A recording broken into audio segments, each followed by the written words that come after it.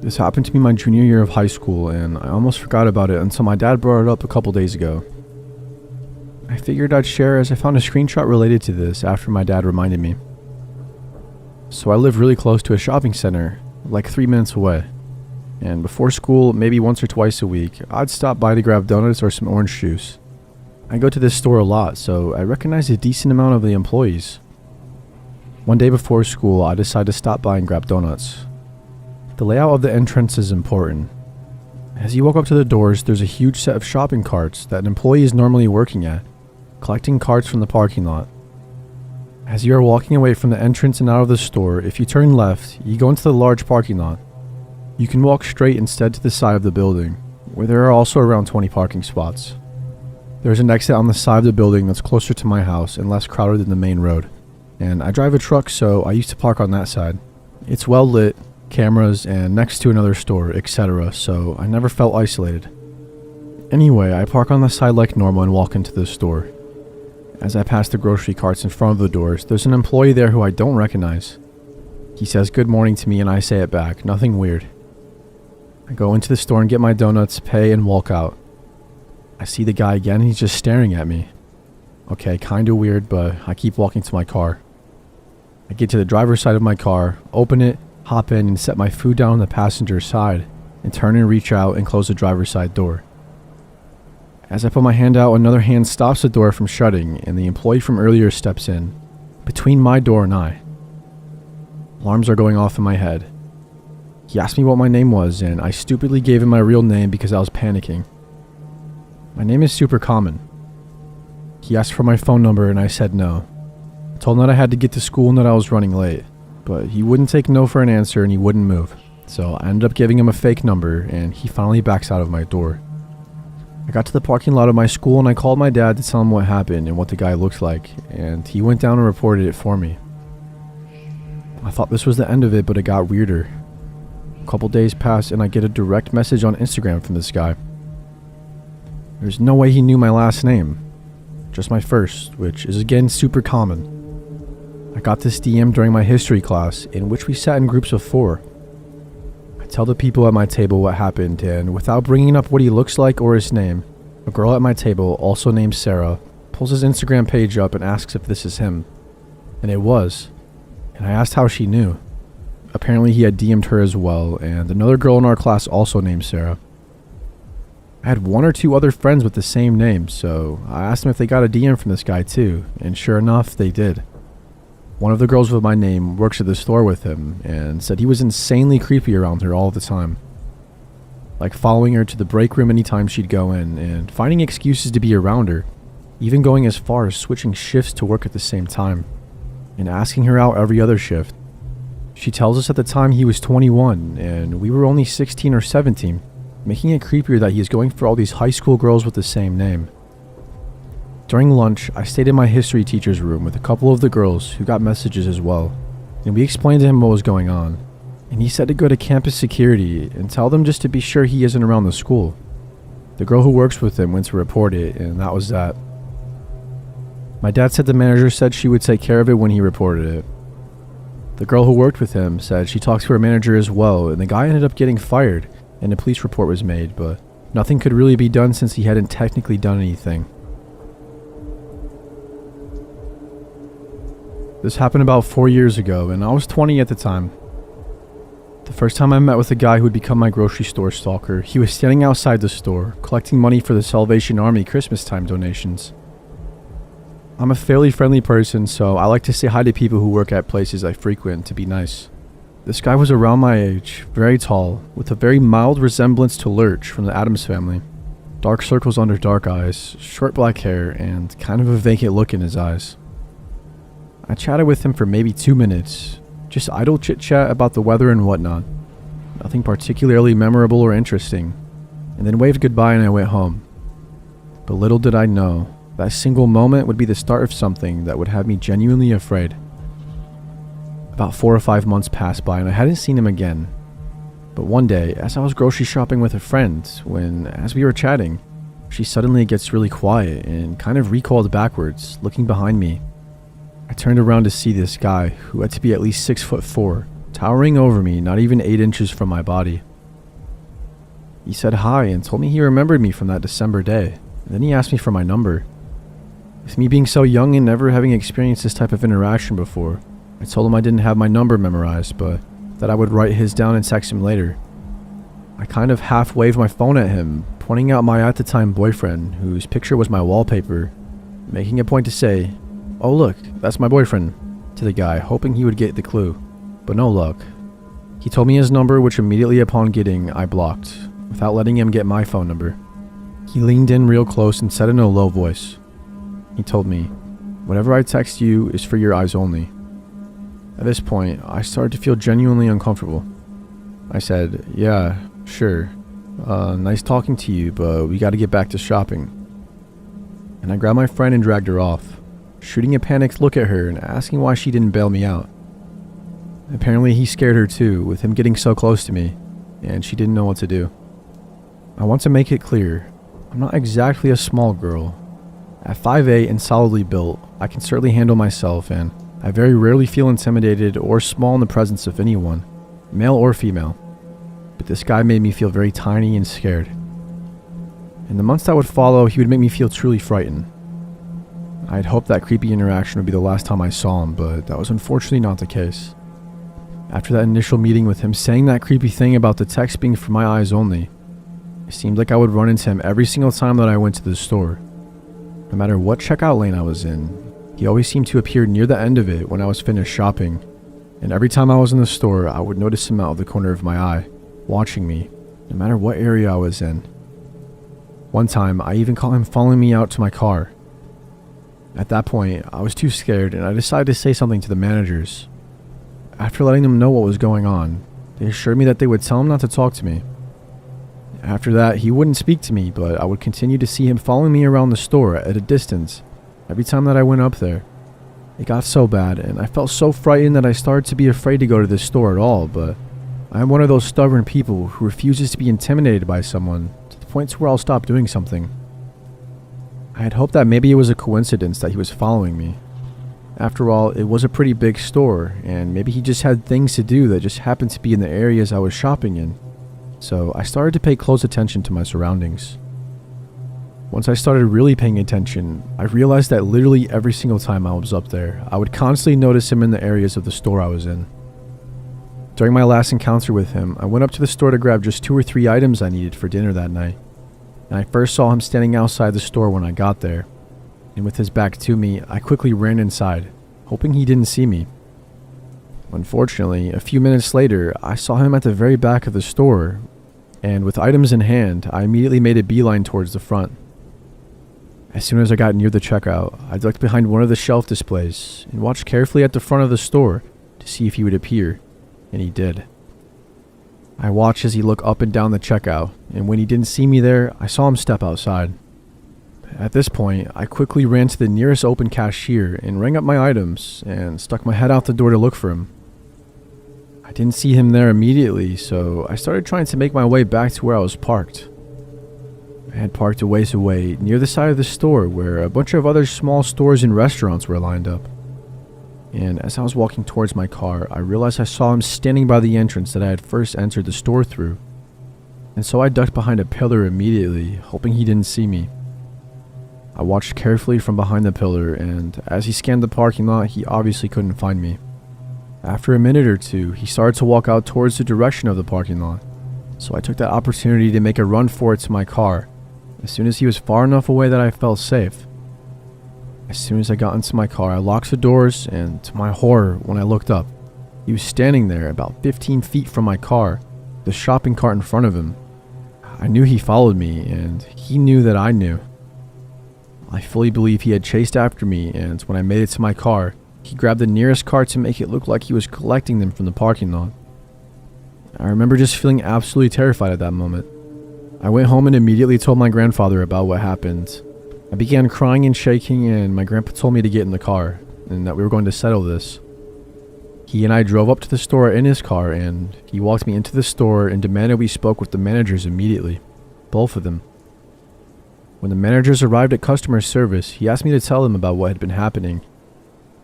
And my grandpa demanded that they ensure he left me alone or that he would involve the police. The managers swore up and down that they would take care of it.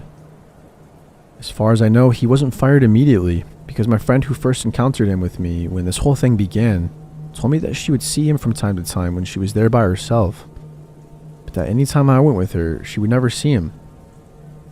I fully believe he knew whenever I was there, only this time instead of stalking me, he avoided me. Eventually, everyone who knew the situation stopped seeing him there, so I think he may have gotten fired or moved on from that store. Either way, I haven't had any issues since, but I've never in my life felt so afraid of another human being as I did that day, seeing him make eye contact with me in the parking lot as I locked my doors. It still creeps me out to think that he was watching me so closely every time I entered the store that he could so easily avoid or follow me whenever he wanted. When I was 17, I started working at my local grocery store. About 3 weeks in, I got transferred from the front end, baggers, cashiers, to produce. My first week in produce, I met all the people in my department and all was going well. One night on my second week in produce, I was closing alone when this girl comes in. And my back turned to her, I hear, "Oh, you're new. When did you start?" I turn around and we start to have a conversation while I put the last few things from my cart on the shelf. I had about 10 minutes left on my shift and I was trying to go downstairs to crush my boxes, but this girl continued to talk and took no social cues that I was trying to leave. I finally got tired of listening to her talk and I started to pull my cart through the produce section, as she slowly follows still talking. Eventually we get to the doors, employees only, and I start to make my way through and she comes in right after me. I explain that unfortunately she can't come this way and that she needs to just go check out, as our store was closing soon. So she says bye and leaves, and I thought that was odd, but maybe she's just a bit weird. After that, I just go home and don't think about it. 2 days later, I'm closing again, and the same thing happens. This time, she asks for my phone number. I explain that I don't have a phone at this time, hence why I had a job so I could get one. "Okay, well, would you want to hang out when you get off?" I felt kind of bad at this point, as I thought she was just a bit odd and maybe looking for friends. I tell her maybe next time, as my mom was picking me up. So every night I worked, she would come in and just pick up one grapefruit and then walk around, basically acting like she was either on the phone or pretending to shop, then casually stop by me. It got old really quick, to the point of where I would hide in the hallway and watch her till she left. Eventually, other people in my store heard about her and rumors went around that she was stalking me. The deli manager explained that she and her boyfriend, he also worked in the deli, also had been stalked by her for a number of months. Eventually, she stopped coming by at night, as I was always hiding when she did come. A few weeks go by and I had just gotten off work, early shift for a change, and my friends were meeting me at work to hang out after, 2 guys and 1 girl. So I head out to the parking lot and meet up with them when my stalker comes out of nowhere and hugs me. "I haven't seen you at work in so long." "Oh yeah, they switched my hours, so now I don't work late anymore." Well, one thing leads to another and my girlfriend starts to talk to her and basically invites her to hang out with us.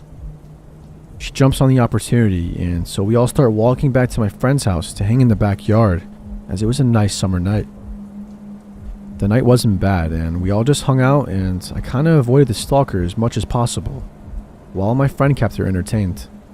The night came on pretty fast, and eventually it was 1 a.m., and my friend's mom came out and told us that we had to leave.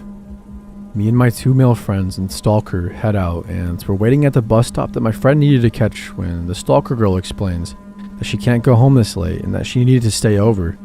So I beg my other friend to stay with me, which he agrees to. We wait for the bus to pick up my other friend, then head to my house. Things get super weird at this point. Basically, this girl refused to sleep on the floor and only wanted to sleep in bed with me. I eventually gave up and said okay, while my friend slept on the floor. So I'm laying in bed and this girl stands up and just takes her bra and shirt off, and then pants, and gets in bed with me. At first, I was pretty dumbfounded and didn't know what to do, so I acted like I didn't notice, and she started trying to kiss me and have me grope her. At this point, I realized this girl had issues. Don't know if they were mental or just social, but I didn't really want to find out. I gently push her off me and explain that I'm trying to sleep. She wouldn't take the hint though and just kept insisting that we cuddle. I was getting fed up, so eventually I woke my friend up. Pretty sure he wasn't even asleep. "Nathan, you awake?" He sits up. "Yeah, why?" So she covers up with the blanket so he doesn't see her naked. Then I basically explain that I want to go for a walk. On our way out, I tell him to get his bike. So now me and Nathan are walking with our bikes and the girl beside us. I'm thinking of ways we can get rid of her. At first, I suggested that me and him just take a walk in the alley and go pee, but she says she's scared and wants to go with us. Eventually, while walking and talking, she says how she was running track in high school. "Oh, so you run track? I bet that you can't beat us at the end of the block then." At this point, Nathan looks at me and smirks as he knows we're about to ditch this girl. For it to be 3:30 a.m., this girl was excited as shit to go sprinting. She takes off running for the end of the block, and we take off in the opposite direction, back towards my house. We rush back inside and hide our bikes in my house, instead of the porch, and go to the living room, making sure not to turn on any lights. We sit in the living room, talking about how crazy this chick is, when she suddenly starts banging on my door. We stayed quiet for what seemed like 2 or 3 hours of her just banging on it, talking to herself and banging, then more talking to herself. Eventually, we heard the downstairs door open and we watched her leave. I lived on the second floor of an apartment building and my mom was out of town. So the next few days I go to work and I don't see her, which is good. Then about a week later, she comes in and she completely ignores me. She gets her random grapefruit and pretends to shop while me and a coworker are talking. She's wearing a backpack this time and she walks right in between me and my coworker. We were maybe 6 feet apart. She then turns to walk away and her backpack touches something on my cart. She turns around and starts screaming and throws all the boxes off my cart. A bunch of naked juices and some tomatoes and a few other things I don't recall. She starts saying that I grabbed her and that she wanted to talk to a manager, and so my coworker, this older guy in his 40s, tells me to go downstairs and just get away from the situation. I head downstairs and sit in the break room, and maybe 10 minutes later I'm called up to the hallway where my store manager is talking to the girl. I see from the door that she leaves and he comes in the hallway to talk to me. So this girl says you grabbed her and shoved her and that you were swearing at her. I explain what happened to the manager, so he goes and finds my coworker, then comes back to me after talking to the coworker. My manager comes in and looks at me. "You just need to sleep with her already." And then we kind of chuckle, and then he tells me don't worry about it and that she's just crazy. Eventually she left me alone, but then my girlfriend started working with me and the girl would come in to see me and her, and then go to her line to check out. Girlfriend was a cashier, and was always really rude to her. Eventually she stopped coming around altogether, and from the looks of it, she's married to some 50-year-old man on Facebook, and she's only 24. I live about 40 minutes away from the closest town, and I am in what is actually considered a village. My family and I make the commute about once a week because gas and groceries out here are insanely expensive. For the most part, we have mapped out the places we prefer to shop to avoid crowds and tweakers, because in our area there happen to be a lot. My husband and I were just about to head home when I remembered that we needed a couple things for dinner. We drove to the grocery store that we preferred, as it was in the center of the town and most of the shoppers were usually parents with small children or elderly, since it was near several schools and shopping centers. Our toddler was asleep in her car seat, so I volunteered to run inside alone, really fast to grab the food so he could wait in the car, so we wouldn't have to wake her up. Plus I knew my husband would get distracted by the chip or candy aisle. I've never had any problems with shopping by myself, especially not in this store. I think it might be relevant to this story to note that I am 4'11" and maybe 120 pounds, and also 6 months pregnant. I'm not an imposing person and I keep to myself for the most part, and that may have been why he targeted me. I rushed through the store and grabbed a couple of items that I knew I would need for dinner for the next couple of days, but the entire visit took less than 5 minutes. I vaguely remembered seeing a rotund man in a puffy camo jacket in the bread aisle, but I didn't even glance at him as I hurried past. Apparently he felt a connection, however. I skipped over the rest of the store, not lingering because I was tired and nauseous. I walked or waddled to the milk coolers, which in this store were individual doors that you needed to step into to get what you needed. I stepped away from my cart and got on my tiptoes to grab my milk. When I stepped down, however, a man who smelled like body odor, stale alcohol, and cigarette smoke was so close to me that my backside was flush to his front. I couldn't even turn around to see his face because he was basically holding me against the shelves. I heard a surprisingly nasally voice in my ear say, "Oh, hello," as if I had just given him a lap dance. He squeezed against me closer and I felt his excitement against my back. My ears started ringing and I ducked under his blocking arm to see it was covered in the camo puffy jacket. I walked as quickly as I could to my car away from him with my heart pounding, and I heard him say something unintelligible. I wasn't sure if it was directed to me, but I didn't care. I walked through the closest aisle to the front of the store, and he didn't follow me down. However, the registers were at the entrance of the store and the milk was in the back. So as I walked up to the front, I noticed that this man was following me parallel to the aisles, opposite of the store, but with a frightening smile at me the whole time. And B, he had to have gone through the store twice now and didn't have a single item in his hands. I went to the only open register, and the girl working it must have seen my panic. I unloaded my few items onto the belt, just praying he wasn't going to decide that he wanted to check out with me. The girl, in her late teens, asked me if I was okay, and I shook my head. She rang me up quickly, and I managed to mutter to her that I was being followed, and if she could make sure he didn't follow me to my car. She had noticed him staring at the same can of soda for the entirety of my purchase, in the aisle closest to the register we were in. She nodded, and I grabbed my bags, and we nearly ran out of the store. I didn't even see if he was behind me or not. As my husband drove us away, I saw the man leave the store searching the parking lot, still with nothing in his hands. I went to university in a really small town, less than 5,000 people. The majority of the population is made up of students, but of course there are also locals. I never had any problem with the locals before, but they could be a tad strange. So anyways, about 7 months ago, I was at the grocery store around 6 p.m. buying food for dinner. I was in the dairy aisle looking for cottage cheese. We were making lasagna, when, from behind me, this man asked why I was buying cottage cheese, which was kind of weird. I turn around and there is a man standing there, probably in his late 40s, early 50s, with a long greasy ponytail and dirty clothes.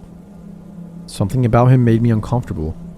However, I try to be polite, and I'm a little too nice, so I engaged in the conversation with him. "I'm making lasagna tonight, and the recipe calls for it." That's when he said, "I'm a professional chef. Let me tell you, you should not be using cottage cheese. You should be using ricotta." So I said thanks for the advice, and I picked up the ricotta. I was about to walk away when he continued the conversation. He was going on about these really weird things, like how he used to have a white tiger as a pet, and how he makes homemade hot sauce out of his home. At this point, I'd probably been standing there listening to him for 20 minutes. "Do you like hot sauce?" he asked. "Yeah, sure, sometimes." "Well, then you should come to my place and make some with me. I just live up the mountain." No thank you, it's okay." The man starts getting really pushy and trying to persuade me to go to his house. Finally, this woman who was overhearing our weird conversation and could see I was getting very unnerved said it was time for him to be on his way. He then proceeds to give me his business card, which I may add was clearly homemade on regular printer paper and cut with scissors. He tells me to call him whenever I want to make hot sauce or have a drink. He went to the cash register to pay for his stuff, and I watched to make sure he left before going to pay for my things. When I walked out of the grocery store, he was standing outside waiting for me. Now, I'm really freaked out, and I have a good 15-minute walk ahead of me. He asked me how I was getting home, and I didn't want to say I was walking, so I told him I was going to catch a cab. "Oh, we'll share a cab," he said. "No." "Just share a cab with me," he said. He was starting to get angry, so I flagged down a cab and I jumped in. He tries to get in the back, but I tell the cab driver that I don't know this man. I don't want him sharing a cab with me, so he tells him to get lost. As we are driving away, I can hear him yell, "You dumb bitch." I'm pretty shaken up at this point. The driver drops me off at my house, and when I get out, I see a car with the creepy man from the grocery store in it, parked 2 houses down. He not only followed me to my house, but also had a car of his own. There was no reason for him to want to take a taxi with me. Now I was super scared and I hurried inside. Thank God my 2 other roommates were both home. I told them everything that happened. One of my roommate's boyfriend was on his way over, so we decided to wait for him to get there before we did anything else. But he just stayed there in his car, watching our house for a good 15 minutes. When he saw my friend's boyfriend show up, he drove away and I never saw him since. I then remembered that he gave me his business card and I wanted to look him up online. First of all, the business card was for some photoshopping company, not a chef. I typed the name and business into Google and nothing came up. His name did not exist and the company didn't exist. I reported this incident to the police, but they said there was not much they could do since he technically didn't do anything. I'm not sure if this is related or not, but I have a gut feeling it was. Less than a week later, my roommates had class at 8:30 a.m. and I was still sleeping since I didn't have class until noon. I guess whoever last left forgot to lock the door. About an hour after they left, I woke up to the front door being closed, thinking it was just one of my roommates. I thought the door would have been locked, so whoever it was would have needed a key. I just stayed in bed. I heard someone go into my roommate's room right next to mine, and thinking it was her. But then a few moments later, I hear someone try my door. I lock it when I sleep at night, but I was so tired I didn't want to get up and open it, so I just pretended to be asleep. Well, thank God for that, because none of my roommates were actually home, and it was actually an intruder. I heard whoever it was leave through the back door, which I thought was weird, so I got up and got dressed, and when I went out, no one was there. But it turns out, whoever it was stole my roommate's laptop and a picture that we had in our living room of us 4 girls, which is extremely creepy. I reported all this to the police, but we never really heard anything back from it. I had lots of trouble sleeping and feeling safe in my own house after this incident. To this day, this experience creeps me out, and I do not want to imagine what would have happened if I opened my bedroom door to whoever was knocking. For context, I was 16 years old at the time and also very short and skinny. Probably the least threatening person you could imagine. I just got my first ever job as a checkout girl at one of the supermarkets in my small town, which I was actually really excited about. Also, I live in England. When I finished my first year at college, I found myself agreeing to every overtime shift that I possibly could. To be precise, I ended up working either 4 p.m. to 8 p.m., 5 p.m. to 9 p.m., or sometimes 6 p.m. to 10 p.m. every weekday. Sure, I had regular customers, like the drunken tramps of the town, who were always very nice and easy to talk to, despite the smell they emitted. But there was one man who I eventually noticed was coming in every single day, at the same time, sometimes more than once. He was an Indian man, about 30 years old, and he had a receding hairline, and absolutely always wore horribly patterned shorts with socks and sandals. He always wore shorts that looked out of place. His collection of Hawaiian shirts were very ugly indeed. Nobody who's completely normal would wear that, right?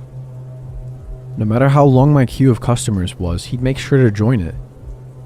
If there was 3 people in the queue during their big weekly shop, he would join in on the end, despite always having a basket with never more than 4 items in it. I thought nothing of it the first few times. I would always just chit-chat because that's kind of part of the job. He seemed to really like to talk to me, but then again, some elderly people came in just to talk, so I dismissed that. I realized something was up when he began asking me, every day, what time I finished that night. I would always tell him that I finished at 11 at night, by which time the supermarket was shut, just because I usually fear the worst. My fears were confirmed a month and a half or so later when he came to my aisle as usual, but this time seeming to be annoyed. He was shouting, "I waited outside for you at 11:15 every night for the last week. I didn't see you, not once. I checked both exits. You've lied to me." Creep alert much. I hate to say this, but I was scared, so I apologized and mumbled something about being allowed to leave early all the days, which he must have waited. In general, I hated upsetting people, no matter how creepy or weird, but I've learned my lesson now. On another occasion, he asked me for my number, to which I told him I didn't have one. He seemed frustrated and replied, "Come on, you must have some way I can contact you. What about a landline?" To which I ever so sneakily gave him the supermarket I worked for's number. After these incidents reoccurring for about 2 months, I told my supervisors who kindly would look out for him, and upon seeing him join my till, they would come and take over and let me briefly run away. I didn't want to tell anyone at first because I was new to the job and I was reluctant to cause a scene. One of the supervisors told me he handed in a bunch of flowers for me at the customer service desk on a few occasions. Another one of my supervisors informed me that he would often come in on the rare occasion that I wasn't working and look around for me and perhaps ask someone if I was working. And when he would hear that I wasn't working, he would leave without buying anything. Sometimes I'd see him in the supermarket after that, but he would never talk to me because I would run and hide somewhere in the store. I stopped doing so much overtime shortly after anyway, as I returned to college after the summer to study a new course. It didn't all end there though. There's only one way to walk into town from my house, which I frequent a lot. There also used to be a small shop I'd walk past on the way, which seemed to sell bags, suitcases, and phone cases that were all generally rather tacky and ugly. I'd never been in this shop. I'd just seen the window displays. And this is important later. I'd always walk home with headphones in, which I now understand is a big mistake. One day I was shuffling home from a day at college, on a rare hot day in England with no headphones in. I could hear someone walking behind me, but out of not wanting to look rude, I held my phone up in front of me like a mirror to see who it was. So sneaky. Anyway, it was my old friend from the checkout, staring straight at me. I don't think he knew that I knew he was behind me yet, though. Despite being 5 minutes from my house, I didn't want to run home and have him know where I lived. Instead, I thought the best idea would be to walk quickly and hide. So that's what I did. I sped up my pace, and once I got around the corner where he was a few meters behind, I quite literally darted into a bush. Peering out of it, I saw him as he turned the corner. He looked around, slightly confused, and then I heard him shout to someone I couldn't see. "Where is she? Where did she go?" To which a man with a similar accent and with broken English replied that he didn't know. I hid there until they walked past in the direction that they'd come from. Then I ran off home. I never once told my parents that any of this was happening, and I know that's naive. A week later, I was packing my suitcase for my family holiday, which was a fortnight away, when I broke the zipper to my suitcase. My dad said he'd come to the shitty bag or suitcase phone case shop with me to get a new one because it was close to our house. Upon entering, I saw my old friend once again. It was his shop. I tried to remain calm as my parents didn't know about him, and also largely because I was a wimp and somehow had convinced myself it was all a misunderstanding. I avoided further eye contact and pointed out his suitcase to my dad, then told him I was going to wait outside because I was hot. I was shaking with nerves. Everything made a lot more sense now. He'd known when I was working because in order to get to work, I'd have to walk past his shop. And that was how he followed me home that time too. I reckon he followed me more than once though, because like I said, that was the one time I forgot my headphones. When me and my dad got home, I explained everything to him. To me, my dad's pretty scary. He's an ex-football thug, if you will, who changed his ways when he met my mom. He went straight back to that shop, and from what he said, he had a bloody good word with that guy and knocked some sense into him. Whenever I had to go to town for the next week, I'd get a lift off one of my parents or my brother. Then, when we returned from our 3-week holiday, the shop and flat above it, where he must have lived, was boarded up. I haven't seen this creepy man since, and I've gained a lot more confidence in the year and a bit since this all happened. I can't believe he was so close by the whole time. Likewise, I can't believe I was so stupid to walk around, obliviously, with headphones in the midst of all this. And also, I regret not telling anyone sooner. I can't believe I just passed it all off because I didn't want to cause a scene. The police never got involved, most likely because my stalker was highly unlikely to report that he'd been beaten up by my dad for stalking me around for 7 months. When I was 18, almost 10 years ago, I had a phone call that completely changed my life. I got woken up at almost 6 a.m. by an unknown number. I figured it was my boyfriend, now husband, since his phone usually showed up as the famous unknown number. He usually called me before going to work around 7:30 a.m., but sometimes he'd call me at 6 o'clock if he wanted to talk to me while waking up. I answer and he says, "Hey baby," and I'm still half asleep but start talking. He tells me he has a little problem and that he's feeling really, So being 18 and just having started dating him recently, let's just say I was very willing to. So we start, and he tells me how he absolutely loved seeing me last weekend and how good I looked, and how he absolutely loved what I wore. He basically described what we had done during the weekend. If I remember properly, his parents weren't home for the weekend, and we had the house and the car to drive around. And we had lots of fun, obviously.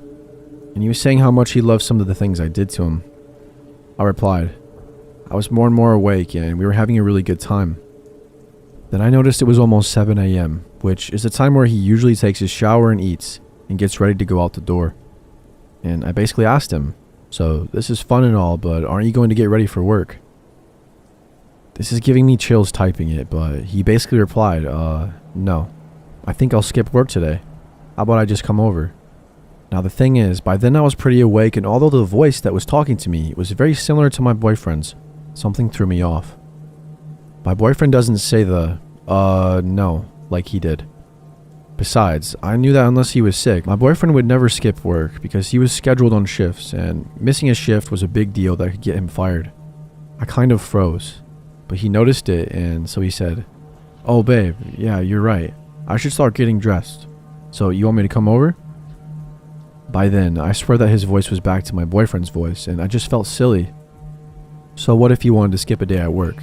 Maybe he just really wanted to see me. So I tell him, "Yeah, sure, come over. It will only be us here." And he replied, "Great." Then he asked, "Where is it?" Wait, what? Obviously my boyfriend knows where I live. He had been coming over for weeks now. I laughed it off and I told him, "Ha, you know where it is." That's when he laughed. And his laugh was absolutely not my boyfriend's laugh. I instantly told him, "You're not my boyfriend, are you?" He said, "Can you just hang on please? I need to grab something." Meanwhile, I get a text from my boyfriend. I figure that maybe, just maybe, this is a sick joke. Maybe he executed this joke perfectly. Maybe he's sick and his voice doesn't sound the same. The text from my boyfriend said, "I'm at the subway, going to work now, love you." I texted him saying, "Why are you texting me? We're talking right now." At which point, my actual boyfriend called. He was very confused at first and figured someone had hacked into his MSN. When I told him it was by phone, he reassured me that he absolutely did not call me, and that whoever it was not him. He had to go as a subway train was there, but said that he would call as soon as he was at work. Then the other guy called back. I picked up and I asked him, "Who are you? What do you want?" I pretty much went crazy on him. He said that his name was Mike, and that we had met a long time ago, which was impossible because my phone number was fairly recent. That he just wanted to have fun, and that he didn't know I had a boyfriend. I asked him how he knew what I was wearing and what we did, and even how he got my phone number. He just said, "Where are you? Why don't we meet?" At which point I hung up. He called again, but I didn't answer. Within minutes, I had called my mom to tell her what happened, and she told me to change my phone number and not to stay home alone. I changed my number right away, and I also alerted local police. They opened a file, but nothing ever came out of it. I still wonder how he knew what we did and what I was wearing, but my boyfriend swore at the time he would never let any of his friends know all of that. But his parents' house did have lots of windows, and we weren't exactly careful.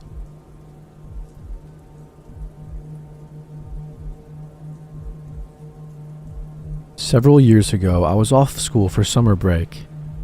I was about 16 at the time. My younger siblings were both at sleepaway camp, and my parents both worked full-time, and most of my friends were away. I ended up spending about a month almost alone at the house. Our phone system has always been a bit strange, since one of the phones has never worked. I didn't realize it, but my father had replaced the faulty phone. I spent my time eating and reading or lazing around the house. I started to notice something a bit strange happening with the phones. The phone would ring and I would pick it up, but shortly afterwards the person on the other end would hang up. I didn't think anything of it, attributing it to be the strange phone system, Sometimes I would forget to pick up the phone and it would go to the answering machine, which I'd be able to hear, but there was never a message left. I didn't find it particularly odd because there were a good deal of normal calls as well. Now one day, I ignored one or two of the calls. I was too lazy to go and pick it up, and no message was left. I assumed that if it was important, the person would leave a message. So I was in my room reading and listening to music when I heard the creaking of the front door. I got up from my room and walked out the long hallway towards the front door. I assumed the wind had blown it open, but it was a sunny, beautiful summer day and there was barely a breeze. Suddenly, I froze. I heard the creaking of floorboards. Both of my parents were at work and nobody should be coming over. I mustered up my energy and shouted out, "Hello?" I listened intently and waited for a few minutes and peeked around the hallway. No one was there, but the front door was wide open, so I hurried over and slammed it shut. A few hours later, my parents came home and I explained the front door, trying to justify it, telling them that it must have been my mind playing tricks. They responded by saying that I should be really careful because there had been 3 robberies in the neighborhood in the last few weeks during the day, when the robbers had checked that no one was home. I asked how they confirmed that no one was home, and my mother explained that they'd simply called the houses to see if anyone would pick up.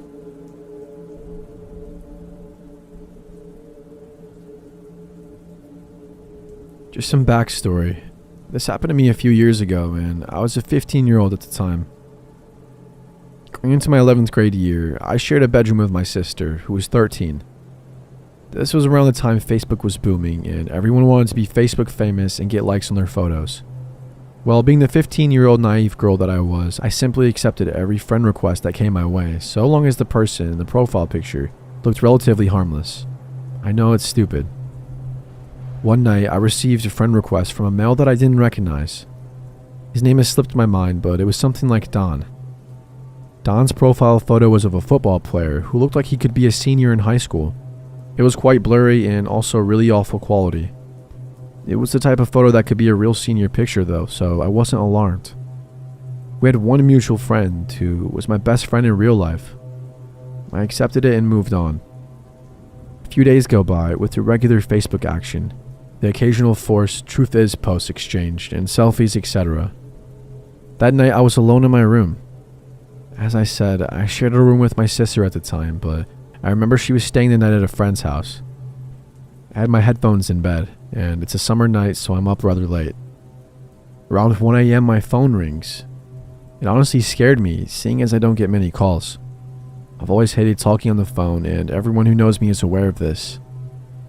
I don't recognize the number at all, but I remember the area code did not alarm me, and I was a curious 15-year-old dumbass, so of course I answered. "Hello," I say reluctantly. A voice I do not recognize says my name, as if to confirm my identity.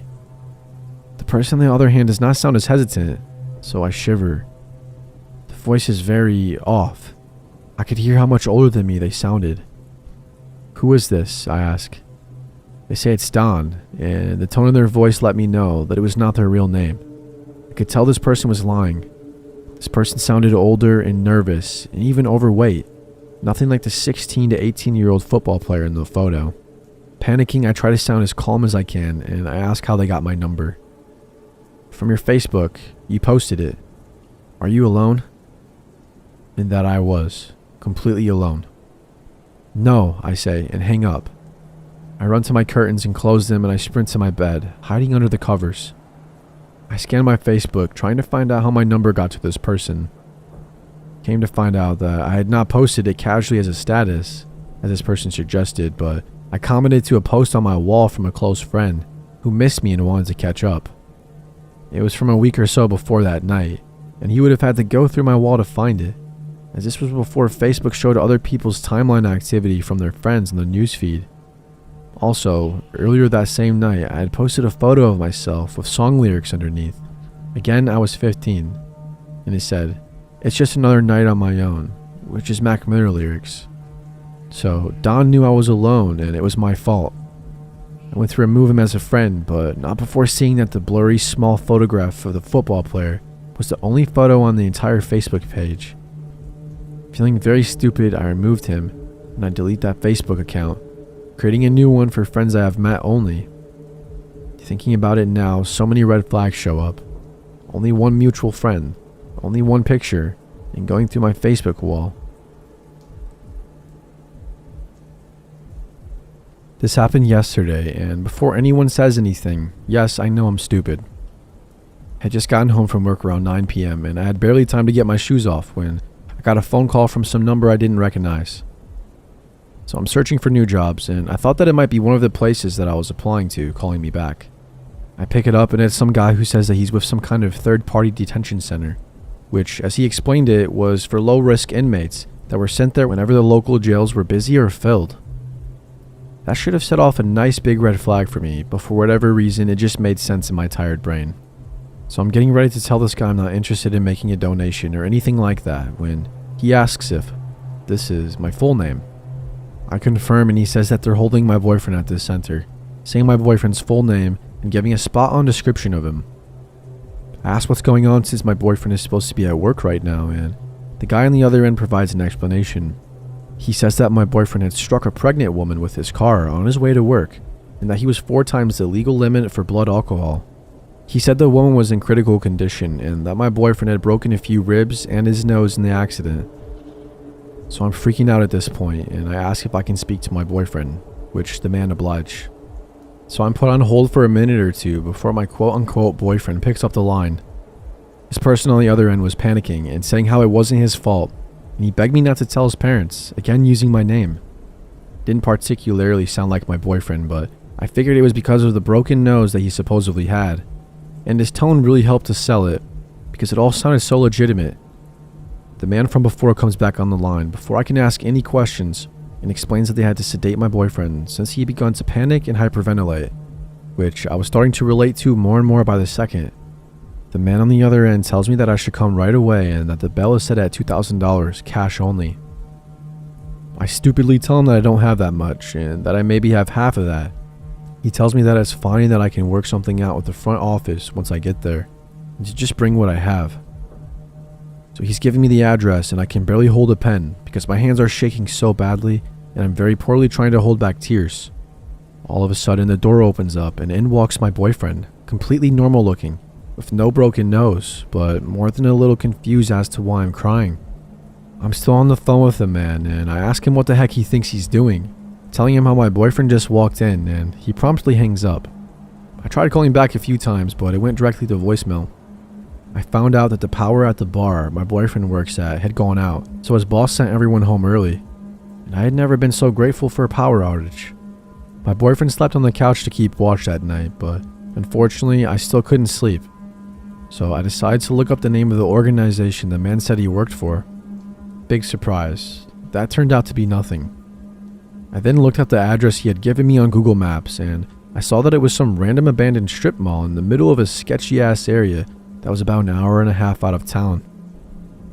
What really freaked me out about this whole thing was that the guy knew my number, both me and my boyfriend's names, but didn't sound like anyone we had met before.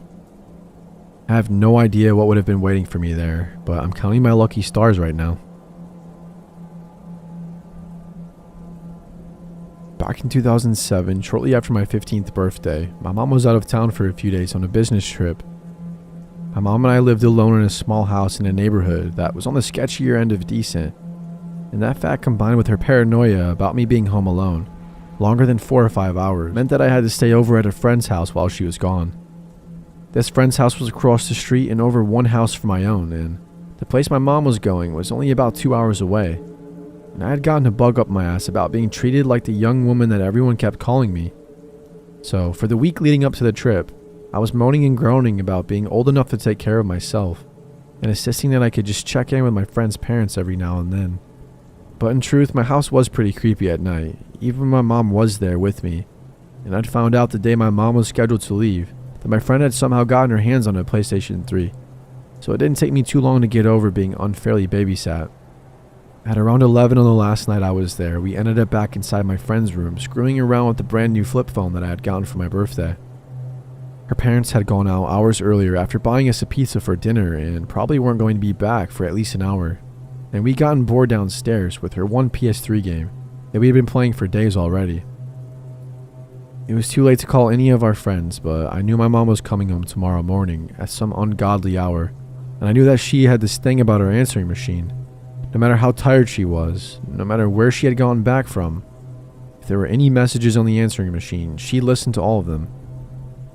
So being the bored 15-year-olds that we were, my friend and I decided to leave a message or two for my mom to find in the morning. We called my home phone and put it on speaker, cracking up and trying to figure out what our message was going to be about. It normally took 5 rings for a call to go to the machine, but on the 3rd ring, the phone picks up and we hear, "Hello?" The voice sounded like it belonged to some 60-year-old guy who had been smoking for the last 40 years of his life. But even past that, there was this menace to his voice. Can't describe it exactly, but it sounded very cold and very dangerous.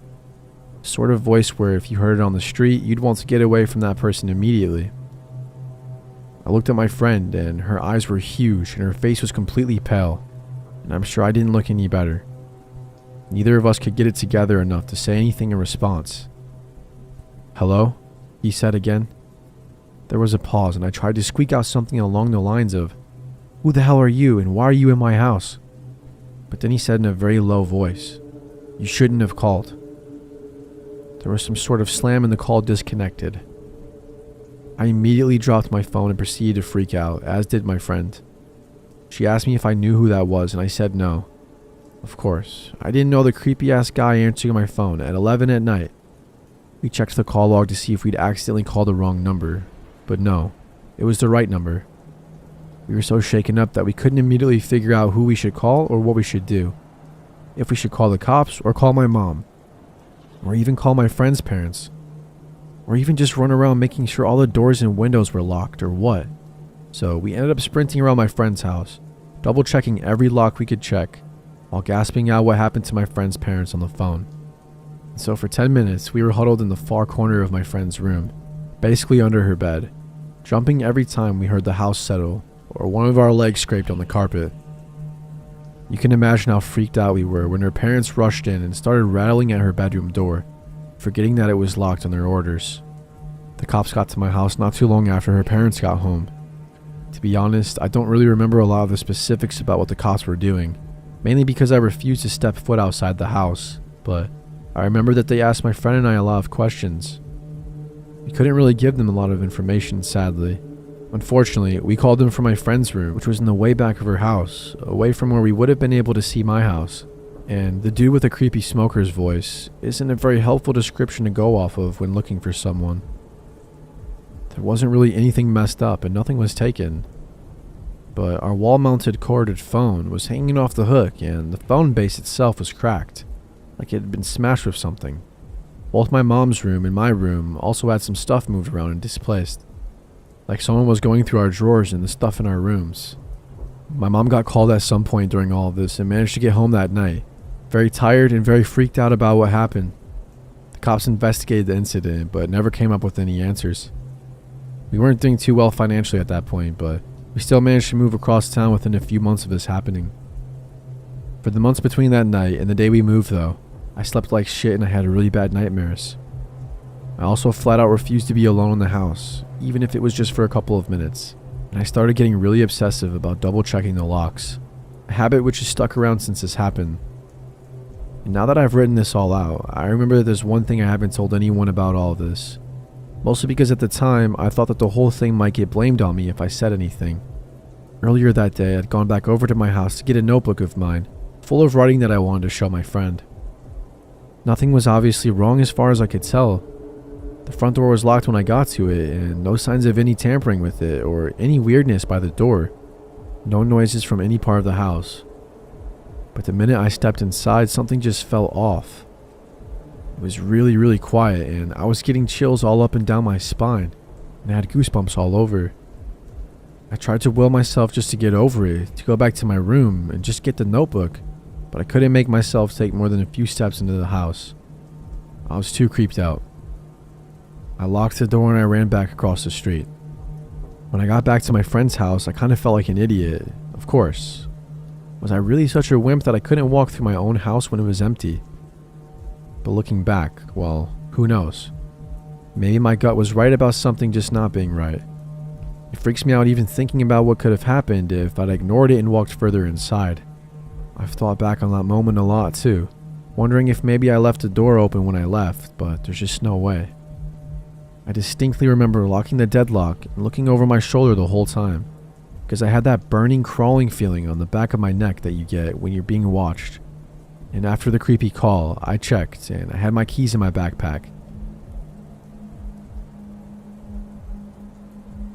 This started last Friday and it's been going on for the past week. I am part of a church Facebook where you post your needs and people will fulfill if they can, or you post something you have to offer and people will reply if they need it. Take a penny, leave a penny style. Someone posted on Facebook that they needed an item that I happened to have, so I replied stating I had one that they could have. They sent me a PM and we started to arrange for pickup. The guy then told me he had posted for a friend and it was his friend who would be taking it. We had to change pickup days because of some scheduling conflicts, so he said a different friend would be picking it up, because that was who was available to pick up that day. He asked for my phone number so they could let us know when they were on their way. I don't know if it's a crazy coincidence or not, but within 1 hour of giving my phone number, I got the first phone call. My phone rang from a restricted number, which I normally ignore, but for some reason I answered. There was a man on the line talking in a low, deep, slow voice. Him. You call for the service? Me. Oh no, I'm sorry. I think you have the wrong number. No, I don't. You need the massage and the giant, you know what. Me, no? Then he hung up. At that point, I kind of laughed, thinking it was some teenage boys pranking me. But the more I thought about it, the more I was a little bothered. There was no giggling and no laughing, like no amusement at all in the man's voice. Not only that, but I'm completely unlisted, so my phone number isn't available anywhere. I shrugged it off and continued on my weekend. I somewhat forgot all about the instance until on Tuesday, a blocked number called me twice. I didn't answer either time and immediately got nervous and remembered to call on Friday when I saw the blocked number. On Wednesday, the number called me again, and this time I answered, thinking it was someone from my work. My computer was with our IT center, and it was this creepy guy again. This time he got straight to the point. I answered, hello? And he replied, I'm going to F you in your you-know-what. I asked how he got my number and he hung up. It was definitely the same voice from the call on Friday. I remember that the first call came with an hour of giving out my phone number to the guy on Facebook, and immediately I got creeped out because I also gave that person my address so they could come pick up the item.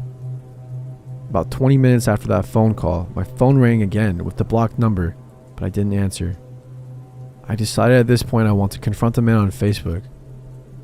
I had given my number and address out of kindness in the midst of giving him an expensive item that I happened to have an extra of, and almost immediately after doing so, I started getting these obscene calls.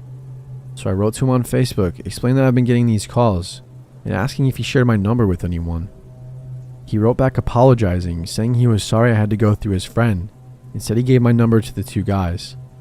The first one who was supposed to pick up, Jose, and then to the second one who ended up picking up because of the reschedule, Mike.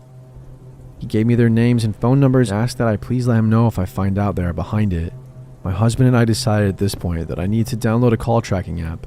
I found one that will unblock blocked numbers, so I got it to try to use it next time they call. They didn't call at all the next day, but just about an hour ago I got another call from them, and unfortunately the app doesn't work. It just shows up, 9999. I answer and the conversation goes along the lines of, him. Who's this? Me. No. Who is this? Him. You know who I am. No, I don't. Stop calling me. Him. But I want to taste you. Okay, how'd you get my number? Him. But don't you want me? No, I don't want you. Stop calling me. Who is this? Is this Jose or Mike? Him. Is this Michelle? No, my name is not Michelle. If you're trying to reach Michelle, you're calling the wrong person. Who is this? You know who I am, he says. How the hell did you get my number? Then he hangs up. At this point, I don't really know what to do. I keep telling myself it's just some idiot prank calling me, and they keep calling back because they get an answer. But in my gut, I don't feel like it is. There's no amusement in his voice at all. No laughing. Nothing. just a low, slow, deep voice. The tracker didn't work, and he didn't respond at all when I gave the names the guy from Facebook gave me. If it is the guys from Facebook, they also know where I live, and that terrifies me. Not only for my own safety, but I also have 2 kids under 5 years old, and I babysit another 3-year-old during the week. I have small kids I'm responsible for. Part of me feels like it might not be them, but if it's not, it's an insane coincidence that the calls started the same day I gave him my number.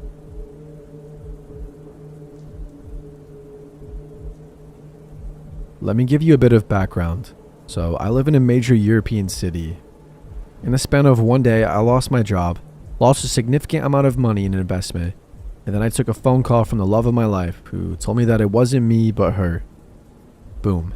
In 5 hours, my life as I knew it completely shattered. So I did what any angry male would do in this circumstance. So I phoned a few friends and they listened while I ranted and raved. Then I took myself to a local drinking establishment. For over 6 hours, I slowly and carefully drank copious amounts of Guinness, probably about 10 pints. I walked, or staggered home and collapsed onto my couch. Next day on New Year's Eve, I managed to begin the process of reconstruction, and after a few days alone, I began to think about the future. Then the phone calls began. Now I'm a very careful and private individual who has very few close friends. My immediate family, and that's it. The first few phone calls, always between the hours of 11 p.m. to 3 a.m., had just silence on the other side. Initially, and this shows the effect that love can have on a person, I thought it was my ex-girlfriend trying to contact me, but that was soon proved wrong. And I knew none of my friends would do this. But then the calls moved to the deep breathing type of call. It got to the point that I would just listen and put the phone down. Now, if you're asking why I kept answering, the fact is, my mother is quite ill and I always thought when the phone went off late at night that it would be that call. I calmly went through all the people I'd inadvertently pissed off, and I could not think of anyone being so petty. Eventually the phone calls escalated to a voice, low and gruff, but strained, like someone younger with a higher voice, trying their best to be scary. Saying the usual, "I know where you live. I will come to you and stand in your bedroom looking at you while you are sleeping," etc., etc.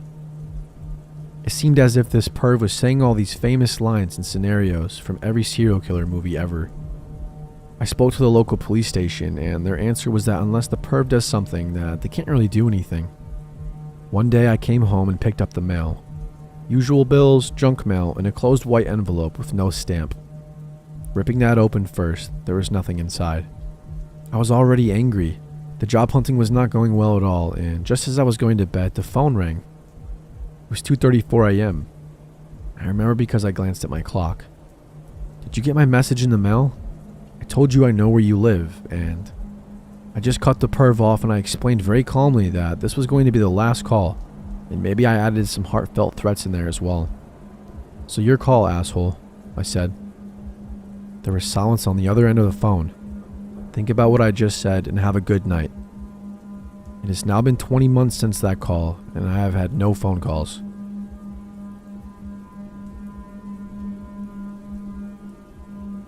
So this happened to me almost 7 years ago now.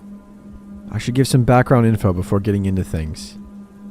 At the time this all happened, I was around 16 years old, and I had a friend that I'll call Karen, who was dating a boy named John. At this point in time, Karen and John had been dating for maybe 6 months, and after going out with Karen and John on many occasions, they decided that they wanted me to hook up with John's friend, Cameron. At this point in time, I had met Cameron in person once. He was pretty nice, and I gave him my social media, and we had chatted a couple of times. It's important to note that he didn't have my number or even know where I live. Now it's time for the story.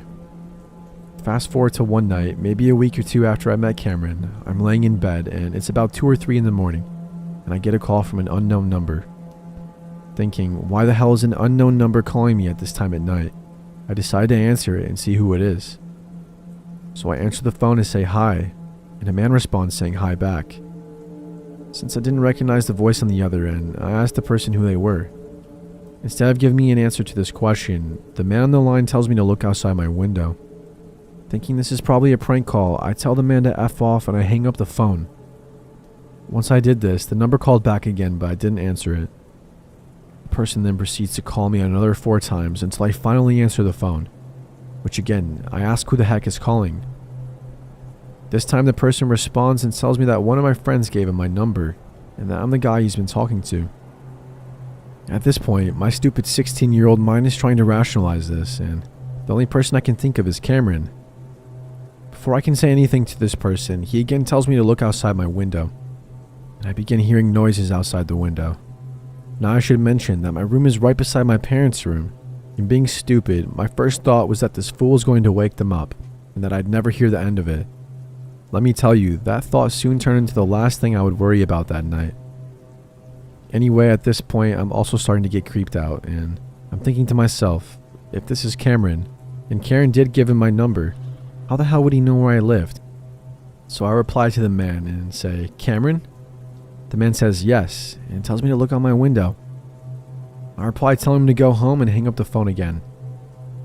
Weirded out, I decide I'm going to get up and go into my basement and call Karen, so that hopefully my parents don't hear me talking from my room. This is really important because to get into my basement, I have to pass a door that is partially made of glass. So I get downstairs and call her, and she answers, clearly half asleep. I tell her about the unknown call, which I'm assuming is from Cameron, and how he is telling me to look out my window because he's outside, and on top of this, that I can hear someone out there. Karen, now clearly awake, tells me that she has never given Cameron my number or address, and calls John quickly from her home phone to see if maybe he did. At this point, John answers and tells Karen that not only had he not given my information out, but he is with Cameron. So they tell me if someone is outside, I need to hang up and call the police immediately. So I hang the phone up, and before I can even go to dial for anyone, I get another call. Guess who? Unknown number. So I stupidly answer again, and before I get a word in, the man tells me that he knows I'm in my basement, and that he saw me walking by my back door. Now I'm clearly disturbed, as I did just walk by my back door to get downstairs, so I know someone is actually outside. Again, before I could say anything, the man told me to come outside. So stupidly, I tell the person I'm calling the police and I hang up the phone. Why I hadn't called the police at this point, I really don't know. Probably because I was 16, stupid, and literally in panic mode. Not more than a minute later, I get another call. I answer again, and the man tells me to come outside or he's coming inside to get me. Clearly panicking at this point, I have this deep gut feeling that if I go outside, I'm never coming back. However, I do have to go by the door again to get back upstairs, and that was equally terrifying me. So I hung up the phone again and mustered up the courage to run upstairs, because the last place I wanted to be was in a part of my house where no one else was in. I keep getting more calls. Unknown number, unknown number. Again, my 16-year-old self stupidly answers. This time the voice on the phone sounds shook. It says to me that police stopped him outside my house, and that they want to speak to me to make sure I know him. And the phone then gets pressed off to someone who identifies himself by name, which I no longer remember, and asks if I know the man outside my house. He says my house number and street. I quickly tell the voice on the phone I have no idea who the person calling me is, and I hang up the phone. I never got another call again. However, I did sit there all night holding a bat, and I had problems sleeping for months. I should also mention that I didn't have many friends at this point in my life, and looking back on this night, I thought maybe this was a prank taken too far. However, I begged a few friends I did have for months to admit that one of them was the person who pulled this off. And to this day, they all insist none of them did this. So whatever got this person to stop calling me, thank you God.